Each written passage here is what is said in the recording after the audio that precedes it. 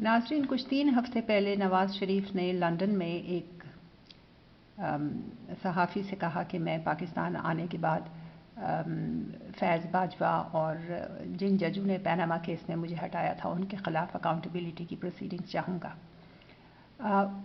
उसके बाद उन्होंने अपने अल्फाज वापस ले लिए। लेकिन नवाज़ शरीफ के ये कहने के बाद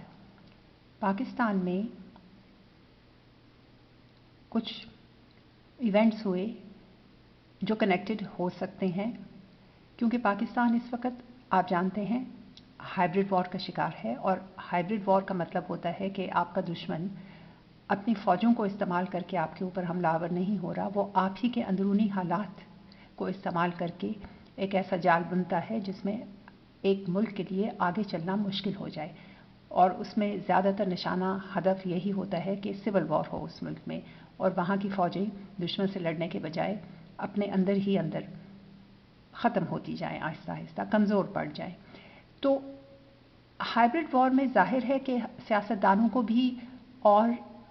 फ़ौजों दोनों को मिल के रोल बैक करना होता है हाइब्रिड अटैक्स को, क्योंकि हाइब्रिड वॉर एक इस किस्म की जंग नहीं है जिसमें आप सब कुछ सिर्फ अपनी फ़ौजों के ऊपर छोड़ दें। फ़ौज और सियासतदान दोनों मिल के मुकाबला करते हैं दुश्मन का इस जंग में। और ना ही एक बहुत अहम सियासतदान जिसने 2-3 मरतबा हुकूमत संभाली हो वो एक बयान दे सकता है और उसके बाद कह सकता है कि नहीं, मैं अपने बयान को वापस लेता हूं, क्योंकि वो किसी कॉरपोरेशन का हेड तो नहीं होता है। कॉरपोरेशन का बिजनेसमैन कह सकता है मैंने अपनी कॉरपोरेशन को चलाने के लिए फलाने रूल्स नहीं बनाने, और फिर कह सकता है नहीं, हालात साजगार नहीं है इकॉनमी के, तो इकोनॉमिक और फाइनेंशियल कंडीशंस कॉरपोरेशन की ऐसी हैं कि मैं अब वो नहीं करूँगा। एक सियासतदान जब कुछ कहता है कि वो करेगा या करना चाहता है तो बेसिकली वो बता देता है कि सर्टेन इश्यूज़ के ऊपर वेयर ही स्टैंड्स, कि उसका क्या स्टैंड है बुनियादी तौर पर इश्यूज़ के ऊपर। अब ऐसे बयानात जब एक सियासतदान दे जो कि पाकिस्तान वापस आ रहा है, और जिन हालात में वापस आ रहे हैं वो आप जानते हैं क्या है, मुल्क में काफ़ी ख़राबी करने की कोशिश की गई उस सियासी जमात की जानिब से जिसे वोट ऑफ नो कॉन्फिडेंस के ज़रिए जिसके प्राइम मिनिस्टर को हटाया गया था, इमरान खान को। मैं पीटीआई की बात कर रही हूँ। और फिर हालात पे काबू पा लिया गया बड़ी हद तक, क्योंकि पाकिस्तान एक बहुत मजबूत रियासत भी है, वो कोई बनाना रिपब्लिक नहीं है और उसकी बड़े पावरफुल इंस्टीट्यूशंस हैं। और लेकिन एक बात ज़रूर है नाज़रीन, वो ये कि वॉर तो हाइब्रिड जो पाकिस्तान के ख़िलाफ़ है वो ख़त्म नहीं हुई। आप देख रहे हैं किस तरह अफ़गानिस्तान में नेटो अफवाज ने अपना इनखला किया, वहाँ अपनी वेपनरी सारी छोड़ के चली गई, बिलियंस ऑफ डॉलर्स की, और साथ में पाकिस्तान अफ़गानिस्तान के सारे पैसे अपने कब्ज़े में कर लिए, यानी वहाँ पे गुर्बत प्रमोट करने की कोशिश की ताकि वहाँ की हुकूमत भी गिर जाए। अगर अफ़गानिस्तान की हुकूमत गिरेगी तो फिर वॉरलॉर्डिज़म होगा। अभी तो तालिबान की हुकूमत है, उनकी रिट चलती है पूरी अफ़गानिस्तान के ऊपर, उसके अलावा तो हमें वैक्यूम ही नज़र आ रहा है, कुछ और तो है नहीं वहाँ पे। तो फिर जब जंग शुरू होगी वो पाकिस्तान के ऊपर इम्पैक्ट करेगी। ये भी हाइब्रिड वॉर का एक अंदाज है पाकिस्तान के ख़िलाफ़, और इसमें अब हिंदुस्तान पेश है। और आपने देखा कि क्या हुआ हमारे चित्राल में, वहाँ से जंगजू आए और उन्होंने कुछ ट्रबल करने की कोशिश की, उस पर काबू पा लिया गया, क्योंकि अफ़गानिस्तान में भी हुकूमत है, रियासत की रिट है, पाकिस्तान में भी है। लेकिन चूंकि हाइब्रिड वॉर का हदफ ये होता है कि रियासत की रिट ख़त्म हो जाए, लिहाजा नवाज़ शरीफ ने जो ये बयानिया दिया, इससे पाकिस्तान के बैरून मुल्क के जो दुश्मन हैं उनके हाथ मजबूत पोटेंशली हो सकते हैं। वो क्यों?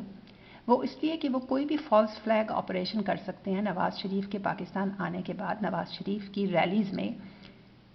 जिसको वो ब्लेम करना चाहेंगे पाकिस्तान ही की सिक्योरिटी फोर्सेस के ऊपर, क्योंकि नवाज़ शरीफ ने पाकिस्तान में आने से पहले उनके बारे में धमकी आमीज़ अल्फाज इस्तेमाल किए थे। और आप जानते हैं कि नवाज़ शरीफ की चूँकि एक हिस्ट्री है, उन्होंने पहले आसिफ नवाज़ जंजुआ साहब जो हैं, उनकी बेगम, उनका फैमिली काफ़ी रोई धोई, उन्होंने कहा नवाज़ शरीफ ने जहर दे के मारा आसिफ नवाज़ जंजुआ को। जनरल आसिफ नवाज़ जंजुआ पाकिस्तान के chief of the army staff जो हैं,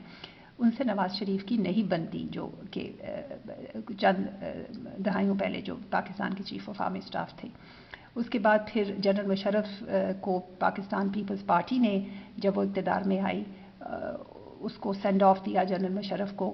بڑا اچھا پروٹوکول کے ساتھ جب انہوں نے حکومت چھوڑی، لیکن نواز شریف صاحب کی جب حکومت آئی تو انہوں نے کیس شروع کر دیا جنرل مشرف کے خلاف، اور اس کیس میں پھر جنرل مشرف صاحب جو ہیں وہ انہوں نے اپنی کوئی اپیل دائر کی، وہ عدالت نے اپیل لگائی نہیں۔ بہرحال جنرل مشرف پھر بیرون ملک میں ہی مقیم رہے اور وہاں پہ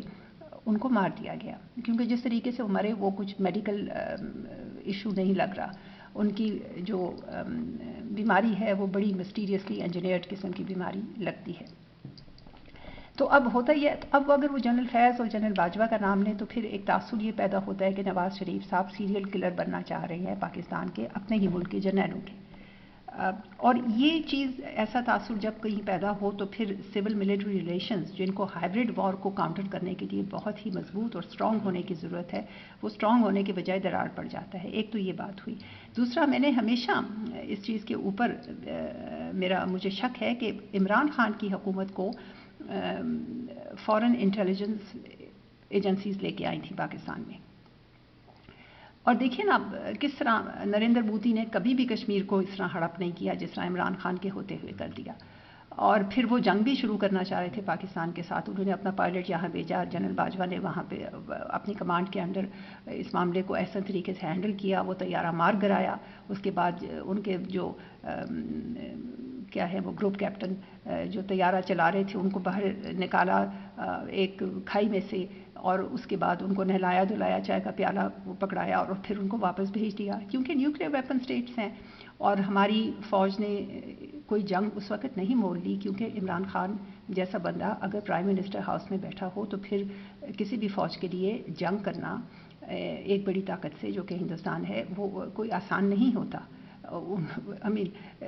اس چیز کو سمجھنا کوئی مشکل نہیں ہے کہ کشمیر کے اوپر اس معاملے کو وہ بھانپ کے کہ کیوں ہندوستان چاہتا ہے کہ عمران خان کے پرائم منسٹر ہوتے ہوئے پاکستان جنگ میں ان کے ساتھ الجھ جائے،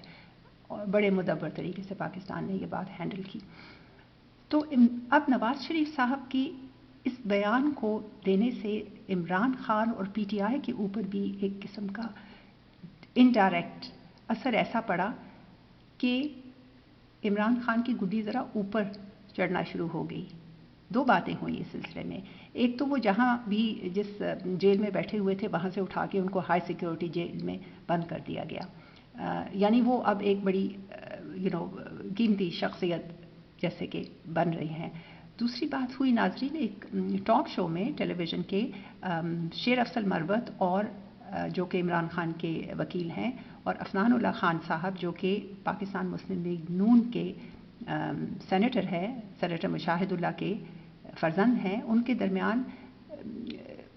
لڑائی ہوئی ہاتھوں سے، اور چینل نے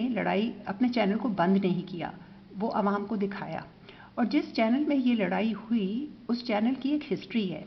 اس چینل کے بارے میں عوام میں عام تاثر یہ ہے جو کہ بنایا گیا ہے کہ جیو نیوز کی اسٹیبلشمنٹ سے نہیں بنتی تھی، اور جیو نیوز کو اسٹیبلشمنٹ کی طرف سے